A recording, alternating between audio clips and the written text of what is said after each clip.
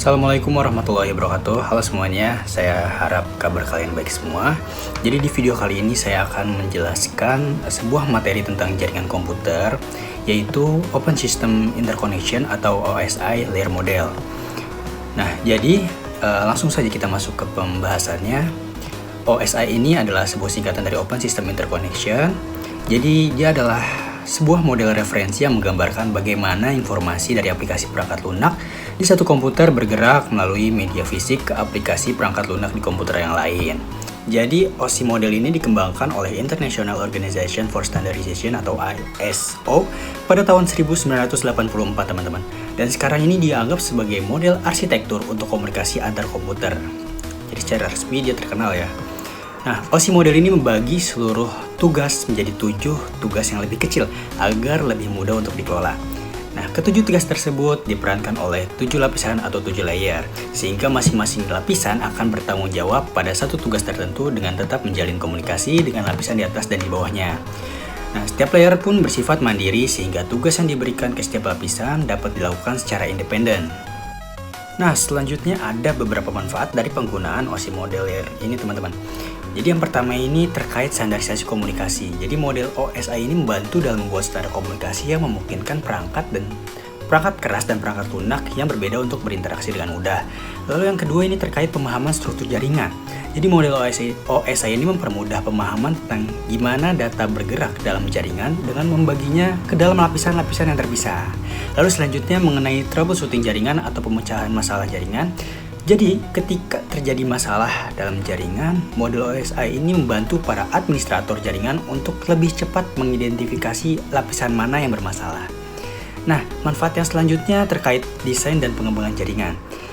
Model OSI ini membantu dalam perencanaan, desain, dan pengembangan jaringan. Dengan pemahaman yang kuat tentang setiap lapisan, para profesional pun dapat merancang jaringan yang efisien dan lebih andal. Lalu manfaat yang terakhir terkait interoperabilitas. Nah, model OSI ini mendorong perangkat dari berbagai vendor untuk berinteraksi dengan baik dalam jaringan yang sama, meningkatkan interoperabilitas, gitu teman-teman. Nah, di pembahasan selanjutnya mengenai karakteristik OSI model ini sendiri. Jadi model OSI ini dibagi menjadi 2 lapisan, yaitu upper layer atau lapisan atas dan lower layer atau lapisan bawah. Nah, lapisan atas tersendiri ini umumnya berhubungan dengan masalah terkait aplikasi dan hanya diimplementasikan dalam perangkat lunak. Lalu ada lapisan bawah. Jadi lapisan bawah ini menangani masalah transportasi data teman-teman. Data link layer dan physical layer diimplementasikan dalam perangkat keras dan perangkat lunak. Nah, ini selanjutnya ada gambaran dari OSI model itu sendiri. Jadi bisa dilihat ini ada bagian data unit dan ada bagian layernya, 7 layer. Nah, ini tadi upper layernya teman-teman yang berkaitan dengan user interface, data formatting, dan communication session. Lalu di bagian lower layernya ini berkaitan dengan gimana data itu mengalir. Nah, 7 layer ya akan kita bahas selanjutnya. Oke, kita tadi seperti yang tadi udah dijelasin lapisan-lapisan yang ada pada OSI model yang terbagi atas 7 lapisan. Dan setiap lapisan memiliki fungsi yang berbeda. Ketujuh lapisan tersebut diurutkan dari bawah ke atas. Jadi bawah dulu nih, dari physical sampai application. Oke, kita bahas dari ketujuh layer tersebut dimulai dari application layer. Nah, jadi application layer ini seperti yang kita lihat, dia di bagian paling atas dari lapisan OSI model. Di mana di application ini dia ini menghasilkan data yang harus ditransfer melalui jaringan. Lapisan ini pun berfungsi sebagai jendela bagi layanan aplikasi untuk akses jaringan dan untuk menampilkan informasi yang diterima kepada pengguna. Lalu kita masuk ke layer yang ke-6, yaitu presentation layer. Jadi presentation layer juga bisa disebut translation layer, di mana data dari application layer itu diekstraksi di sini dan dimanipulasi sesuai format yang diperlukan untuk dikirim melalui jaringan. Nah, fungsinya di presentation ini translasi, misalnya ASCII ke EBCDIC. Lalu ada fungsi enkripsi atau dekripsinya. Jadi enkripsi data menerjemahkan data ke dalam bentuk atau kode lain. Data terenkripsi dikenal sebagai ciphertext dan data yang dienkripsi dikenal sebagai teks biasa. Dan nilai kunci digunakan untuk mengenkripsi serta mendekripsi data. Lalu mengenai fungsi kompresinya, yaitu dia nih mengurangi jumlah bit yang perlu ditransmisikan kepada jaringan.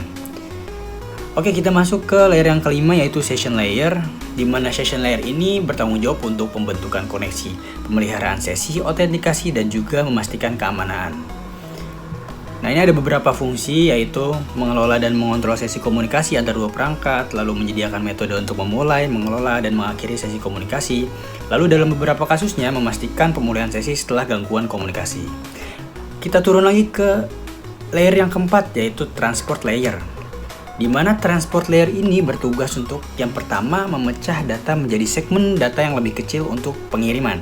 Lalu yang kedua, dia memastikan pengiriman data yang andal antara perangkat dengan mengelola koneksi end-to-end, mengontrol aliran data, dan mengatur ukuran jendela. Lalu yang ketiga, dua protokol transport yang umum adalah TCP atau Transmission Control Protocol dan UDP atau User Datagram Protocol.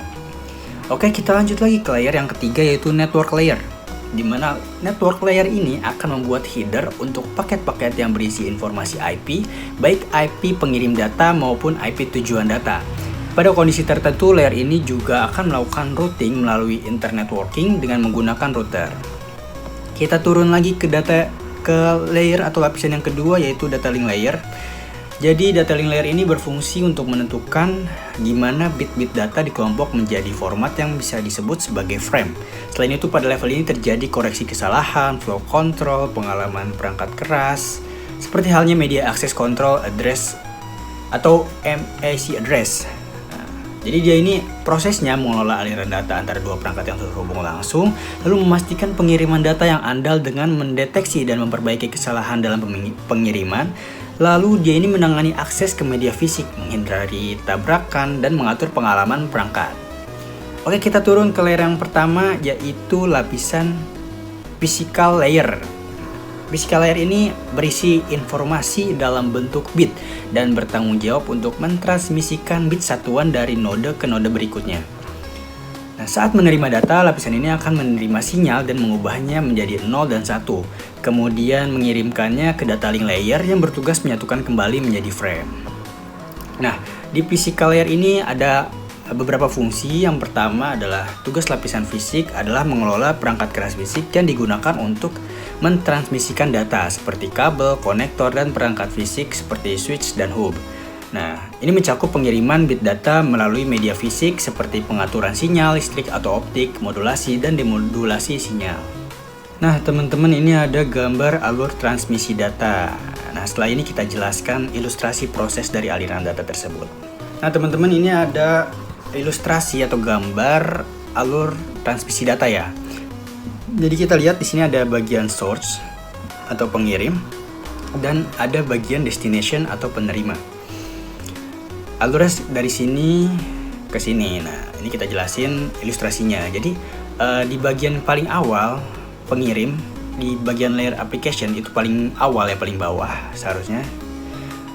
Di application ini kita ambil contoh sebuah aplikasi mulai mengirim data. Lanjut ke bagian layer presentation. Nah, di presentation ini proses data ini diformat atau dikodein, dioper lagi ke session. Jadi di session ini adalah pembuatan sesi komunikasi, jadi diatur gitu sesi komunikasinya. Masuk ke layer transport, di mana di transport ini data dipecah dan dijaga keutuhannya. Masuk lagi ke network, di mana di network ditentukan alamat IP dan rutenya. Masuk lagi ke data link, di mana di data link data ini dibungkus jadi frame ya, frame, dan diberi alamat MAC. Lalu masuk lagi ke data physical. Physical ini paling bawah kan. Nah, physical paling bawah ini dia mengirim data sebagai sinyal lewat media, bisa berupa cahaya, listrik, gelombang, dan sebagainya. Nah, di sini ada proses data melewati jaringan, ya, entah itu WiFi atau kabel. Nah, masuk ke paling bawah dulu nih, dimulai dari physical. Di sisi destination ini, physical ini menerima sinyal dari media yang tadi ditransfer. Lalu masuk ke layer data link. Di data link ini frame itu dibaca, dicek error apa enggak, alamat MAC-nya gimana. Terus masuk lagi ke network. Di network ini dicek juga alamat IP tujuannya. Dioper lagi ke layer transport, di mana di transport ini data disusun ulang biar utuh. Lalu di bagian session ini menjaga sesi komunikasinya gitu, biar tetap teratur. Lalu di bagian masuk lagi ke bagian presentation, di mana presentation ini proses penerjemahan data ke format yang asli. Nah, terakhir ini layer yang ketujuh di application itu barulah data bisa dipakai oleh aplikasi gitu teman-teman. Nah, secara singkatnya dari bagian source ini turun layer, jadi dari layer ketujuh ke layer pertama, lalu dioper ke penerima itu naik layer, jadi mulai dari physical yang paling bawah ke application, dimana semua layer ini bekerja bareng supaya datanya itu sampai dengan lengkap dan benar dan sesuai gitu teman-teman. Nah, di poin pembahasan yang terakhir ini ada perbandingan model dari TCP/IP model dan OSI model. Jadi di gambar ini menunjukkan dari perbandingan antara keduanya, di mana keduanya sama-sama dipakai untuk ngejelasin cara kerja komunikasi data dalam jaringan. Tapi jumlah layernya itu berbeda, fokusnya juga berbeda. Kita mulai dari bagian OSI dulu nih. Nah, jadi seperti yang kita tahu tadi, OSI ini terdiri dari 7 lapisan ya, dan bersifat konseptual. Dimana tadi aplikasi di bagian application layer itu tempat aplikasi jaringan bekerja, lalu di bagian presentation layer itu tempat mengatur format, di bagian session mengelola komunikasi, di bagian transport memastikan pengiriman data, di bagian network mengatur pengalamatan dan routing, di bagian data link mengelola frame dan alamat MSI, dan yang di bagian physical layer mengirim data dalam bentuk sinyal fisik. Nah, jadi di OSI model ini dia tuh sering digunain untuk memahami struktur jaringan dan troubleshooting. Sedangkan di TCP/IP model dia tuh lebih sederhana dan lebih praktis teman-teman. Dimana dia ini hanya terdiri dari 4 layer dan dipakai langsung di internet. Nah, ini ada 4 ya, ada application, transport, internet, dan network access. Dimana yang awal application layer ini merupakan gabungan dari application, presentation, dan session pada DOC gitu. Lalu di bagian transport layer ini dia tuh sama seperti DOC ya transportnya ya. Kayak tadi tuh penjelasannya, mastiin pengiriman data. Lalu di internet layer yang ketiga ini dia tuh setara, kalau DOC setara dengan network layer. Jadi itu dia routingan lah, ngatur pengalamatan juga sama routing. Nah, keempat ini ada network access layer, di mana dia adalah gabungan dari data link layer dan physical layer kalau di OSI. Nah, jadi TCP/IP model ini dia tuh lebih fokus pada implementasi nyata sebuah komunikasi jaringan. Nah, hubungannya apa? Jadi OSI ini tuh dia lebih detail. OSI ini lebih cocok untuk pembelajaran. Jadi lebih awal gitu. Sedangkan TCP/IP ini dia tuh lebih ringkas. Nah, dia biasa dipakai di dunia nyata. Nah, fungsi layer-layer OSI digabung dalam TCP/IP. Jadi diringkas lagi dari OSI model ke TCP/IP model. Nah, itu kesimpulannya sih OSI model ini digunain untuk memahami dan menganalisis jaringan. Sedangkan di TCP/IP model ini lebih digunain sebagai standar komunikasi jaringan yang ada di internet teman-teman. Oke teman-teman, saya rasa untuk penjelasan di video kali ini terkait OSI model cukup sampai di sini.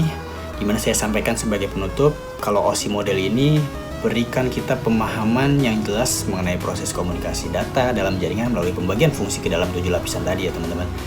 Dengan kita memahami peran setiap layer, kita tuh harusnya bisa lebih mudah paham cara kerja jaringan serta melakukan analisis dan troubleshooting secara sistematis. Ya, demikian pemaparan saya mengenai OSI 7 layer model yang dapat saya sampaikan kali ini. Semoga materi yang dapat saya sampaikan kali ini bisa menambah pemahaman kita semua tentang dasar-dasar jaringan dari komputer. Jadi terima kasih yang sudah memperhatikan dari awal. Terima kasih atas perhatiannya. Wassalamualaikum warahmatullahi wabarakatuh.